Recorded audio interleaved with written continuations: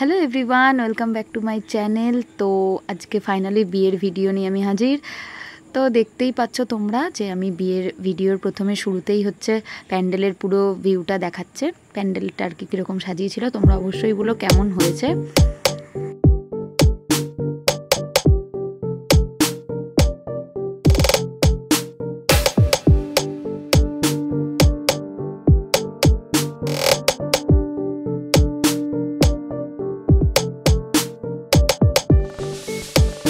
তারপরেই বরের এন্ট্রি। তো বর তো এসে গেছিলো আর আমি ছিলাম ভেতরে একদম যতক্ষণ না আর কি ছাদনা তলায় যাচ্ছে ততক্ষণ আর কি দুজন দুজনের মুখ দেখিনি। তো এখানে মা আশীর্বাদ করে নিচ্ছে। সবাই খুব আনন্দ করেছে। আমাকে পরে বলছিল যে এই গেট ধরেছিলাম টাকা চেয়েছি এরকম করে সব, যাই হোক যেটা হয় মজা। তো এই যে তোমরা দেখতেই পাচ্ছ এখন সব গেট ধরাধরি চলেছে। তারপরে যতই যাই বলো নিজের বিয়েতে কিন্তু একদম আনন্দ করা যায় না। অন্যের বিয়েতে যা আনন্দ হয় নিজের বিয়েতে 0% পুরো আনন্দ। এটা সবাই আশা করি মানে যারা যারা বিয়ে করেছো সবাই ফেস করেছো। তো এখানে আর কি সব দিদিরা মাসিরা দাঁড়ানো আর এখন বরের আর কি এন্ট্রি হচ্ছে। তো দুজন দুজনকে বলাই ছিল যে একদম বিয়ে না হও মানে বিয়ের ছাদনাতলা না যাওয়া অবধি, শুভদৃষ্টি না হওয়া অবধি দুজন দুজনকে দেখবো না। তো যখন ঢুকছিল তখন আমাকে সবাই আর কি গার্ড করে রেখেছিল ওদিকে, যদিও দেখা যাচ্ছিল না।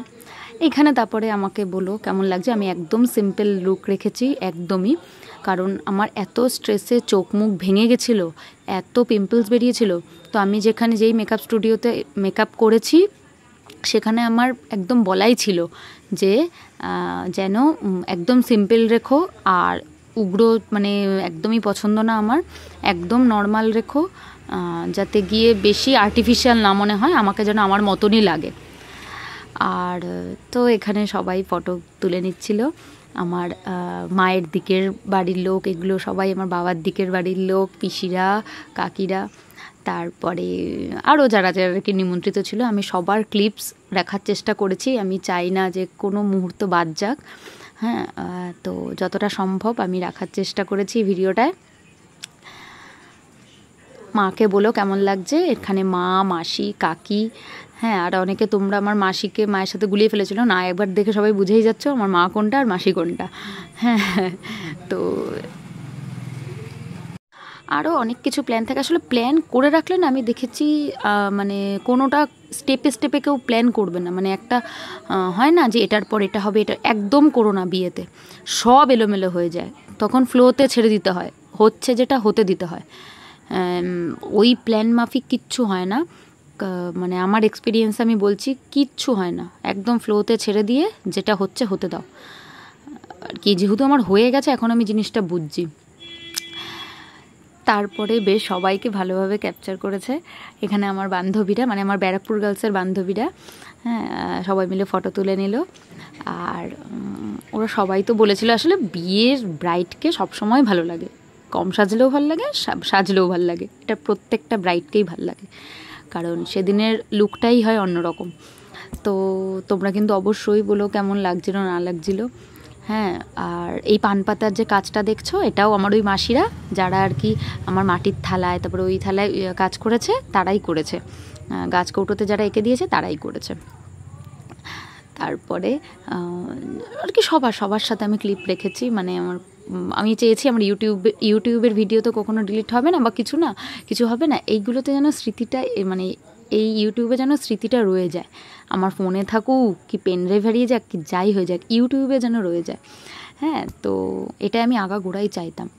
তো যেরকম চেয়েছি সেরকমভাবে তো ভিডিও ক্যাপচার করতে পারিনি, তবুও যতটা পেরেছি সবার সাথে ভিডিওটা রেখেছি। তো দিদার সাথে এখানে আমি, দিদা যেহেতু স্টেজ অবধি যেতে পারছিল না, তাই দিদার সাথে ফটো তুলতে এসেছিলাম। তারপরে দাদা ব্যবস্থা করেছিল, দাদার একটা বন্ধু ডিজের ব্যবস্থা করেছিল, যেটা একদম আমার অজানা ছিল। আমি এসে দেখছি প্যান্ডেলে তো সেই ডিজে ভাগ্যিস করেছিল, কারণ সবাই খুব আনন্দ করেছে এটাতে। দেখতেই পাচ্ছ আমার দিদি, তখন আর কি দিদি প্রেগনেন্ট, তাও ও নিজেকে আটকাতে পারেনি, আস্তে আস্তে করেও নেচেছে। এখানে মামারা, মাসিরা, ভাই বোন সবাই সবাই মেশোরা, মানে প্রচুর মজা করেছে এই জায়গাটায়।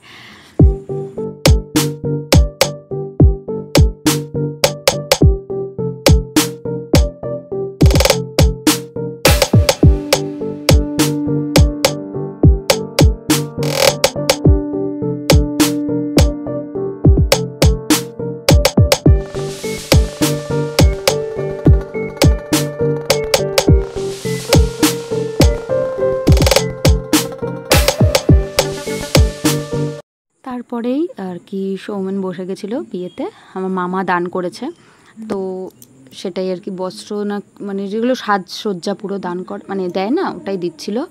তো এগুলো তো আমি এখন ভিডিওতে দেখছি, আগে তো দেখিনি তখন আর কি, তখন একদমই দেখিনি, পুরো অন্যদিকে ঘুরে ফটোশ্যুট হচ্ছিলো তখন।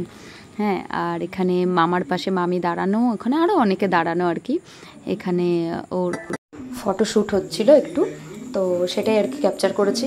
আর তারপরেই তো ওই আমি সব ভুলে যাচ্ছি, শুভদৃষ্টির পালা, যেখানে মানে আমি আমার বিয়ের আগের দিন থেকে ক্যামেরাম্যান এসেছিল সকাল থেকে, তো সারা বিয়েতে আমি শুধু হেসেই গেছি।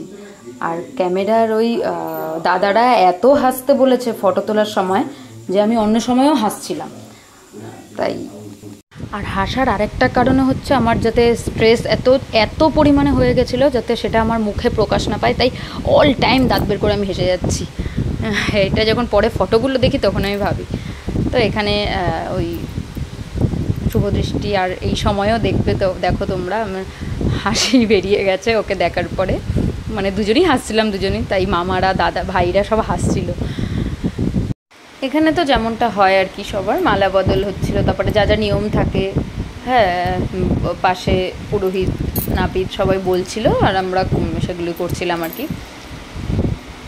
এখানে তো আমার হাসিই বন্ধ হচ্ছে না, মানে আমি হাসছি যে কিছু কোনো কারণ ছিল না, মানে কোনো কারণ নেই, হাসছি। আর এখানে ভাইরা সব মিলে তুলছিল, দাদারা ভাইরা মিলে, আর আমি যে না তুলিস না, একবার যদি মাথা ব্যথা ঘোরায় হয়ে গেল। আর আমি তো বারবার একটা কথা বলবো যে ওরে বাপরে বাপ, আমার বিয়েতে আমার যা টেনশান ছিল, মানে বিয়েতে বাড়ির লোকের টেনশান থাকে প্লাস ব্রাইডেরও থাকে জানি, কিন্তু আমার টেনশান ছিল সব কিছু লেটে চলাতে প্রচণ্ড, মানে সেই তত্ত্ব সাজানো থেকে শুরু হয়েছে সব কিছুতে যেহেতু লেট, ওর জন্য আমার খুব মানে ভেতরে প্যানিকটা ভেতরে করছিলাম, তো আরও যেন কীরকম লাগছিল, ওপর দিয়ে দেখাতে পারছিলাম না, যেহেতু বাড়ির লোকেরও একটা চাপ থাকেই, সবারই থাকে, সেটা সব বাড়ির লোকেরই সেম ভাবে আমার বাড়ির লোকেরও চাপ তো ছিল, তারা তো প্রচুর খেটেছে, তারা তো প্রচুর চাপ নিয়েছে, কিন্তু আমি আর ভেতরে রেখে দিয়েছি, আমি আর না কাউকে বলতে পারিনি।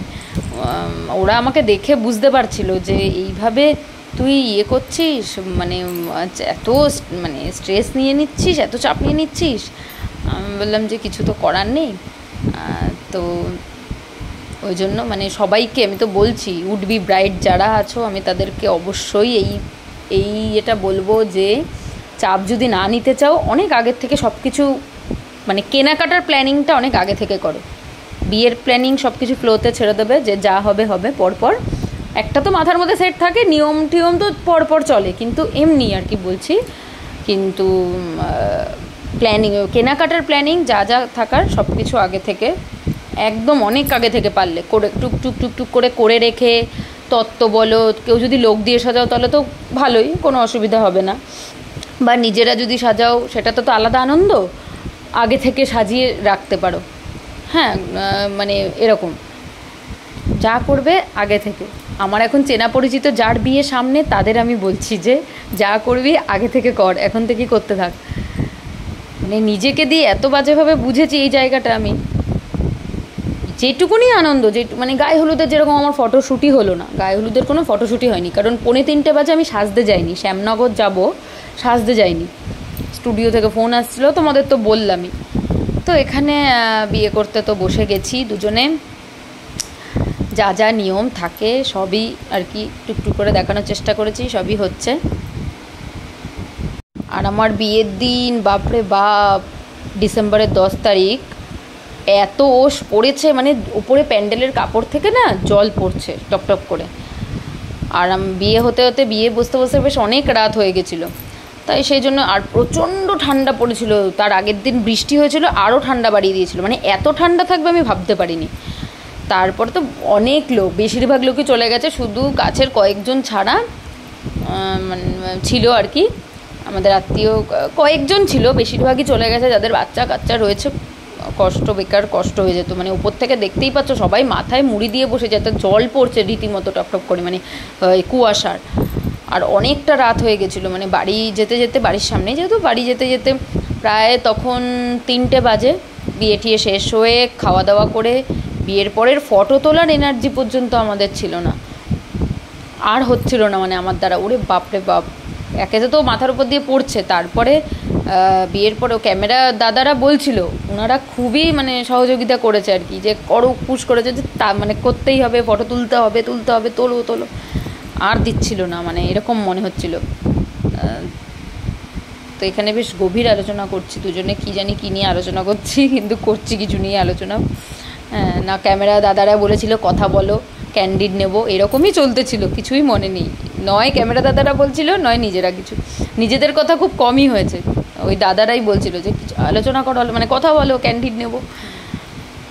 তো তোমরা জানিও সবটা, যে কেমন লাগলো না লাগলো। এখানে তো খইদান হচ্ছিল, তারপরে সিঁদুরদান। তো এই একটা মুহূর্ত যেটা মানে প্রত্যেকটা মেয়ের জীবনেই খুব স্পেশাল হয়, তেমনি আমারও সবার মতনই। আর এটা যাতে ফটো ভালো আসে ওর জন্য আমি হাসছিলাম। দেখেছি অনেকে চোখ বন্ধ করে দেয়, এই বন্ধ করে দেয়, আমাকে দাদারা বলেছিল একদম মাথা স্ট্রেট রাখবে, হাসবে, তাহলে ফটো ভালো আসবে। তো সেরকম কথা অনুযায়ী মানে তুলেছিলাম। আর এখানে দাদারা কিছু মানে ফটো তুলছিল, তাই পোজ দিচ্ছিলাম। তো বিয়ে তো প্রায় শেষের দিকে, শুধু 7 পাকে ঘোরাটা বাকি, ওটা ঘুরলেই হয়ে যাবে। তোমরা আমার মুখ দেখে বুঝতেই পারছ নিশ্চয়ই যে চোখ মুখের এরকম অবস্থা, যে মানে কতটা চাপে আছি, বা মানে গেছে আর কি চাপ। আর এখানে যাকে দেখছো সে কিন্তু মা না, আমি বারবার বলছি, কারণ আমি একটা শর্টস ছেড়েছিলাম, ওখানে আমাকে একজন কমেন্ট করেছো, আমার মা আবার তাকে কি বলছে, ওটা মা না মাসি। তো ওটা আমার মাসি ছিল, মা না। মা তো বিয়ের আগেই মানে বাড়িতে চলে গেছে, যেহেতু বিয়ে দেখবে না। ওফ, এই জায়গার ইয়েটা দেখো, দুদিকে ধোয়া, এই জায়গাটার ক্যাপচার খুব ভালো করেছে, এত সুন্দর লাগছিল, হেভি লাগছিল। তো এখানে ওর বন্ধুরা, ওর বাড়ির লোক, আমার বাড়ির লোক সবাই মিলে ফটো তুলছিলাম, আমার দিদি, ভাই, দাদা, হ্যাঁ মাসির ছেলে আর কি। তো সবাই মিলে ফটো তুলে নিচ্ছিলাম। তারপরে তো আমার সবার আগে কথা, তাড়াতাড়ি মাকে ডেকে নিয়ে আসো। তো মাকেই কে জানি ডাকতে গেছিলো। মা দাদাদের নিয়েও এখানে অনেক ফটো উঠেছে, যেগুলো আর তোলা হয়নি, কাকার ছেলেদের নিয়ে। মাঠটা মনে আছে, হ্যাঁ মাঠটা আছে। মাও চিন্তায় ছিল, আমি বুঝতেই পারছিলাম মুখটা দেখে। তো এইভাবে দিনটা খুব ভালো কেটেছিল, সব কিছু ঠিকঠাকভাবে হয়ে গেছিলো। তো জানিও কেমন লাগলো ভিডিওটা। এইভাবে ফটো তুলতে তুলতে বেশ অনেকটা রাত হয়ে গেছিলো, তারপরে বসে গেছিলাম খেতে। আর শেষ অবধি, বিয়ের দিনের শেষ রাত অবধি আমার হাসি আর থামছিল না। তার উপর আমার ফটোশ্যুটের কোনো রকম আইডিয়া নেই, আর আমার একদম পছন্দ নয় পোজ দিয়ে দিয়ে ফটো তোলা, এইবার তাই জন্য খুব হাসছিলাম। তো জানিও ভিডিওটা কেমন লাগলো।